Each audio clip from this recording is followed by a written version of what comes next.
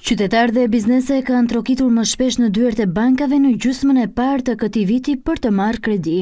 Shifrat e Bankës së Shqipërisë tregojnë se nga janari deri në fund të qershorit, bankat kanë aprovuar kredi me vlerë 2.3 miliardë euro, që është shifra më e lartë e regjistruar ndonjëherë. Në raport me të njëjtën periudhë të vitit të kaluar, vlera e kredisë së re të dhënë për ekonominë është rritur me 214 milionë euro, duke sinjalizuar një kërkesë të lartë për financim. Sipas shpërndarjes sektoriale, pjesën më të madhe të financimit e ka përfituar tregtia me shumicë dhe pakicë me 630 milionë euro kredi të reja. Në vend të dytë renditet industria përpunuese, e cila ka marrë 215 milionë euro financim, ndërsa sektori i ndërtimit ka përfituar 178 milionë euro. Kërkesa në rritje për hua nga bizneset sipas bankave është për të gjithë komponentët, si për investime ashtu edhe për kapital qarkullues. Edhe kreditimi i individëve mbetet një nga komponentët kryesorë të portofolit të ri të bankave. Gjatë 6 mujorit të parë të vitit, qytetarët morën 786 milionë euro kredi, duke dëshmuar kërkesë të lartë si për blerje banesash, ashtu edhe për financimin e konsumit.